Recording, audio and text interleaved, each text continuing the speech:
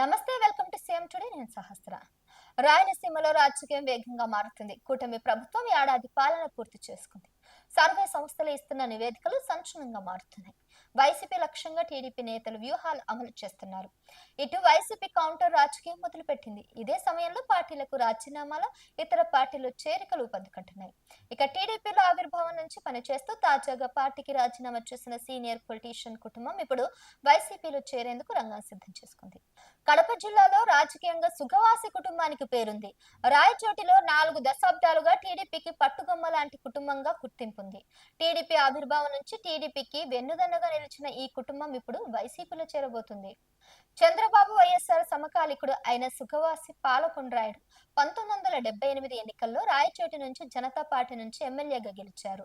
1983లో మళ్లీ రాయచోటి నుంచి స్వతంత్ర అభ్యర్థిగా పోటీ చేసి విజయం సాధించారు. అనంతరం టీడీపీలో చేరి 1984 ఎన్నికల్లో రాజంపేట ఎంపీగా పోటీ చేసి గెలుపొందారు. 1999, 2004 ఎన్నికల్లో వరుసగా రాయచోటి నుంచి ఎమ్మెల్యే అయ్యారు. ఇక పాలకొండ్రాయుడు రాజకీయ వారసుడిగా బాలసుబ్రహ్మణ్యం 2024 ఎన్నికల్లో రాజంపేట అసెంబ్లీ స్థానం నుంచి పోటీ చేసి ఓడిపోయారు. ఎన్నికల ఫలితాల తర్వాత బాలసుబ్రహ్మణ్యం కొద్ది రోజులు పార్టీ కార్యక్రమాల్లో పాల్గొన్నారు.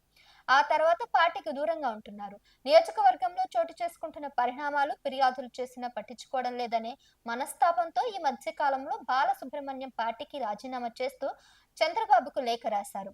ప్రజలు తన మద్దతుదారుల సూచనల మేరకు రాజీనామా చేస్తున్నట్లు వెల్లడించారు. అయితే వైసీపీ ముఖ్య నేతలతో చర్చల తర్వాతనే బాలసుబ్రహ్మణ్యం రాజీనామా చేసినట్లు జిల్లాలో ప్రచారం సాగుతోంది.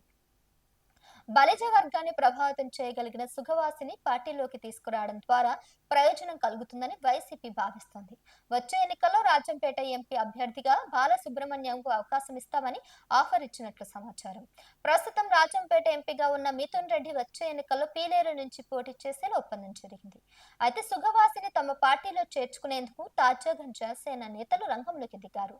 బిలజ వర్గానికి చెందిన కొందరు నేతలు రాయబారం నడుపుతున్నట్లు సమాచారం. కాగా జగన్ తో సుగవాసి కలిసేందుకు ముహూర్తం ఖరారైందని చెప్తున్నారు. ఈ పరిణామాల నేపథ్యంలోనే సుగవాసి ఎంట్రీ వైసీపీలోకి ఉంటుందా, చివరి నిమిషంలో ఏమైనా ట్విస్ట్ ఉంటుందా అనేది ఆసక్తికరంగా మారుతుంది.